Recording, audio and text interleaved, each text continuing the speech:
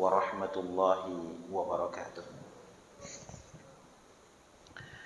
Alhamdulillahil qail, a'udzu billahi minasy syaithanir rajim. Bismillahirrahmanirrahim. Wa anna lamasna as-samaa'a fawajadnaha muli'at harsan shadidan wa syuba.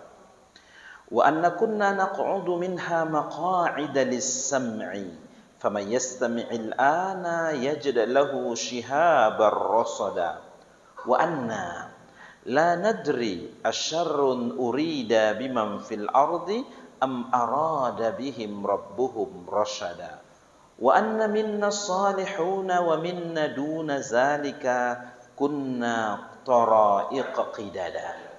Asyhadu an la ilaha illallah wa asyhadu anna Muhammadar Rasulullah sallallahu alaihi wasallam, la nabiyya wa la rasula ba'dah. Bapak-bapak, ibu-ibu, hadirin dan hadirat sekalian, sidang jemaah salat zuhur yang mudah-mudahan dimuliakan Allah. Kali ini kita masih melanjutkan ayat-ayat kita, interaksi kita dengan ayat-ayat dalam surah Al-Jin. Kali ini kita akan lanjutkan ayat yang ke-8, di mana Allah Subhanahu wa taala berfirman, wa anna lamasna as-samaa. Jin itu berkomentar, sesungguhnya kami para jin dahulu, kami punya kesanggupan untuk naik ke langit.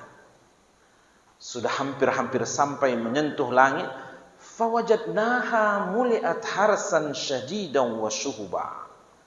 Namun kami menjumpai penuh sekali para penjaga-penjaga yang sangat kuat dan juga panah-panah api. Bapak Ibu hadirin sekalian yang dimuliakan Allah, surat kita ini adalah komentar-komentar para jin yang direkam oleh Allah Subhanahu wa taala, lalu rekaman itu disampaikan kepada Nabi Muhammad dalam bentuk firman-firman Allah yang Allah tuliskan, sampaikan rekaman itu dalam surah. Allah beri nama suratnya dengan surat Jin. Sang editor yang sangat hebat Allah Azza wa Jalla dapat dipastikan informasinya benar, karena setelah kita membaca Quran ini akan berkata, Sadaqallahul Azim, maha benar Allah dengan firman-Nya. Ayat-ayat ini memberikan informasi kepada kita bahwa dahulu para jin, mereka punya kesanggupan untuk naik ke langit, mencuri-curi dengar pembicaraan para malaikat. Rahasia langit itu kemudian mereka sampaikan kepada penduduk bumi, mereka sampaikan kepada para dukun-dukun, sehingga dicampur dan dibumbui dengan kebohongan-kebohongan yang banyak. Nah, itu sebabnya Bapak Ibu, apa yang dikatakan oleh para dukun terkadang ada benarnya, tapi kebohongannya juga banyak. Namun setelah Allah Subhanahu wa taala mengutus Nabi Muhammad, kemampuan mereka untuk naik ke langit itu tidak bisa lagi. Oleh karena itu pada ayat ke-9 dikatakan oleh Allah dalam rekamannya, wa anna kunna naq'udu minha maq'ida lis-sam'i. Sesungguhnya kami punya kesanggupan dulu untuk duduk-duduk mendengarkan, mencuri dengar pembicaraan para malaikat di langit itu. Faman yastami'il an, siapa yang coba-coba sekarang mendengarkannya, ya, yajid lahu shihabar rasada, maka akan ia menjumpai panah-panah api yang mengintai mereka. Bapak Ibu yang dimuliakan Allah, surat kita ini diterima oleh Nabi Muhammad tahun ke-10 dari kenabian. Artinya, kalau Iqra bismi rabbikal ladzi khalaq, wahyu pertama pada umur Nabi Muhammad 40 tahun, maka surah kita ini diterima Nabi Muhammad sudah berumur 50 tahun. Selama ini sebelum Nabi diutus ke permukaan bumi, para jin leluasa naik ke langit mencuri-curi dengar pembicaraan para malaikat. Tetapi 10 tahun terakhir sebelum ayat ini diturunkan, itu kemampuan mereka tidak lagi punya kesanggupan naik ke langit itu. Sehingga pada ayat kelima dari surah Al-Muluk, Allah Subhanahu wa taala menyebutkan di antara faedah bintang itu diciptakan Allah, satu di antara faedahnya untuk melempar para syaitan atau para jin yang coba naik ke langit itu. Allah berfirman, "Wa laqad zayyana as-samaa'a ad-dunya bimasabiha wa ja'alnaha rujuman lisyayatin wa a'tadna lahum 'adzabas sa'ir." Kami telah hiasi langit dunia dengan bintang gemintang. Jadi di antara faedah bintang yang banyak itu diciptakan Allah, satu di antaranya faedahnya untuk menghiasi langit dunia jadi indah, langitnya jadi cantik. Yang kedua, waja'alnaha rujuman lisyayatin. Bintang gemintang itu diciptakan Allah sebagai rujuman, alat untuk melempar para syaitan. Setiap kali mereka pada datang ke langit itu, setiap kali itu pun dilempar. Ada yang berkata ini cahaya yang dihasilkan oleh bintang yang sangat membahayakan, yang diistilahkan dengan kosmik atau kosmos. Ada faedah ketiga dari bintang itu diciptakan, tidak disebutkan dalam surah Al-Muluk tadi, sebagai penuntun arah, penunjuk jalan kepada mereka yang beraktivitas di perairan laut. Allah berfirman, "Wa bin najmi hum yahtadun." Dengan bintang gemintang itu mereka dituntun arah perjalanan. Tidak ada faedah yang keempat, Bapak Ibu. Bintang itu diciptakan untuk meramal, lalu menujum tentang nasib-nasib mereka. Tanggal berapa lahir Pak? Tanggal sekian. Oh, ini istrinya ngapa cerewet. Tidak ada faedah bintang itu diciptakan untuk itu. Bapak Ibu hadirin sekalian yang dimuliakan Allah, jadi di antara satu faedah bintang itu sebagai alat untuk melempar para syaitan, para jin. 10 tahun terakhir sebelum surah kita ini diturunkan, kemampuan para jin ini tidak bisa lagi naik. Setiap kali naik itu sudah dihadang oleh panah-panah api begitu. Maka oleh karena itu Bapak Ibu sekalian, para jin ini berjumpa dengan bos mereka. Lalu bosnya itu memerintahkan, coba lihat di bumi apa yang terjadi. Ada yang ke barat, ada yang ke timur. Oh, ternyata ada nabi yang diutus, Nabi Muhammad SAW. Sebelumnya mereka berkomentar begini, wa anna la nadri. Kata para jin, kita nggak tahu. Asyarrun urida bimam fil ardi arada bihim rabbuhum rasyada. Kita nggak tahu nih, apakah dengan di-cancelnya kita tidak lagi bisa naik ke langit, itu akan membawa kemudaratan, keburukan kepada penduduk bumi, atau ada kebaikan yang diinginkan Tuhan mereka untuk mereka. Bapak Ibu, ada yang unik dari ayat kita ini. Ketika Allah menyebutkan sesuatu kemudaratan, keburukan, itu tidak menyebutkan Tuhan, tidak menyebutkan Allah. Tapi kalau kebaikan itu menyebutkan Rabbuhum, ya kan? Wa anna la nadri asyarrun urida biman fil ardi, apakah ada keburukan yang ingin diberikan? Begitu bahasanya. Tetapi pada kebaikan Allah berkata, am arada bihim rabbuhum rasyada, atau jangan-jangan ada kebaikan yang Allah akan persembahkan. Pakai penyebutan Allah kalau kebaikan. Itu sebabnya Bapak Ibu, kalau ada sesuatu yang positif dalam diri kita, yang baik dalam diri kita, kita bilang apa? Ini karunia dari Allah ini. Ini pemberian Allah. Tapi kalau ada yang negatif, ada keburukan yang terjadi pada diri kita, adabnya tidak boleh kita sandarkan. Ini dikasih Allah, tidak boleh begitu.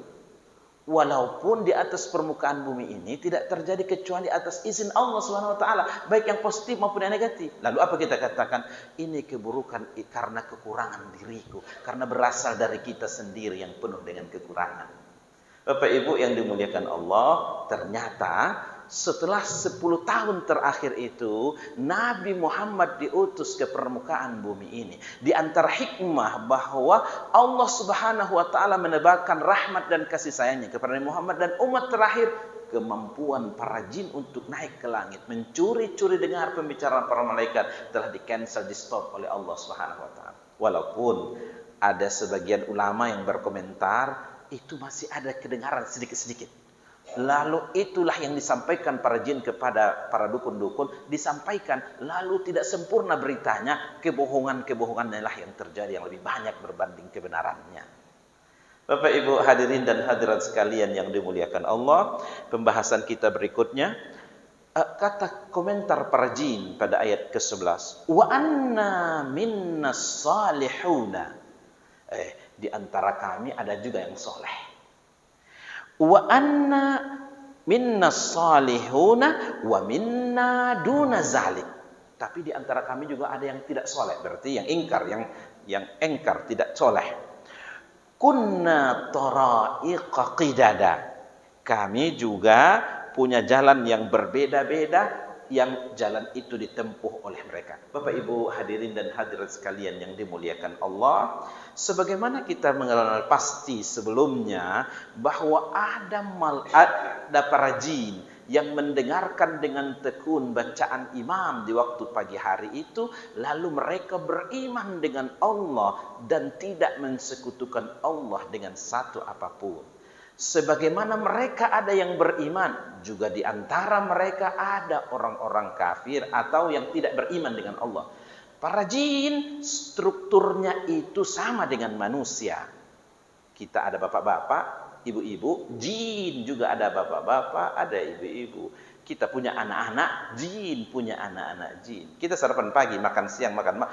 Jin juga adalah makan seperti kita, tapi makanannya bukan makanan lontong sayur, bukan begitu. Makanannya disebutkan dalam hadis adalah tulang belulang. Jadi ada hadis Nabi berkata, kalian tidak dibenarkan untuk beristinja, ya, mencuci kemaluannya setelah buang air.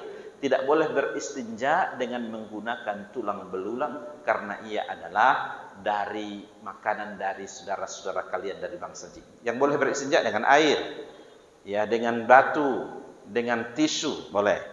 Ya Bapak, dengan beberapa dedaunan, asal jangan daun jelatang, jangan. Bapak Ibu hadirin sekalian yang mudah-mudahan dimuliakan Allah, ada keistimewaan yang diberikan kepada para jin yang tidak diberikan kepada kita. Mereka punya kesanggupan untuk bisa terbang hingga ke langit. Seperti tadi yang disampaikan. Apakah kita manusia punya kesanggupan untuk itu? Bisa, tetapi harus pakai pesawat terbang, pakai alat untuk menerbangkan kita ke tempat itu. Bapak Ibu hadirin sekalian yang dimuliakan Allah, kira-kira apa hikmahnya informasi ini disampaikan Allah kepada Nabi Muhammad, dan juga kita umatnya menikmati itu karena rekaman ini disampaikan dalam bentuk firman-firman Allah yang Allah beri nama suratnya dengan surat jin. Di kalangan ulama tafsir ada yang berkomentar bahwa Allah ingin menyampaikan melalui Nabi Muhammad pesannya, tolong sampaikan kepada musyrikin Mekah itu apa yang membuat mereka tidak mendapatkan hidayah dan petunjuk Allah Subhanahu wa taala. Sementara bangsa jin ada yang beriman, yang mendengarkan dengan tekun, berdakwah kepada keluarga mereka dari bangsa jin dengan Al-Qur'an ini. Apa yang terjadi dengan musyrikin Mekah? Apa yang salah dengan mereka? Kenapa mereka tidak mau mengikuti akan arahan Al-Quran? Bapak Ibu hadirin dan hadirat yang dimuliakan Allah, dan pesannya kepada kita adalah jangan sampai kita kalah pula sama jin. Mereka mendengarkan imam membaca ayat-ayat Quran, lalu aman nabihi, beriman dengan Al-Quran, menakjubkan yang mengantarkan mereka mendapatkan hidayah. Bapak Ibu yang dimuliakan Allah, hidayah itu sudah jelas. Ini di dalam Al-Quran, gali, dan Allah berfirman, وَمَنْ جَاهَدَ فِينَا لَنَهْدِيَنَّهُمْ سُبُلَنَا. Yang bersungguh-sungguh untuk mendapatkan hidayah, mendengarkan dengan baik, mengikuti arahannya, insya Allah Allah akan tunjuki jalan-jalannya. Semoga Allah Subhanahu wa taala bukakan terus pintu hidayah kepada hati-hati kita insya Allah. Fa'tabiru ya ulil absar la'allakum turhamun. Wabillahi taufiq wal hidayah. Wassalamualaikum warahmatullahi wabarakatuh.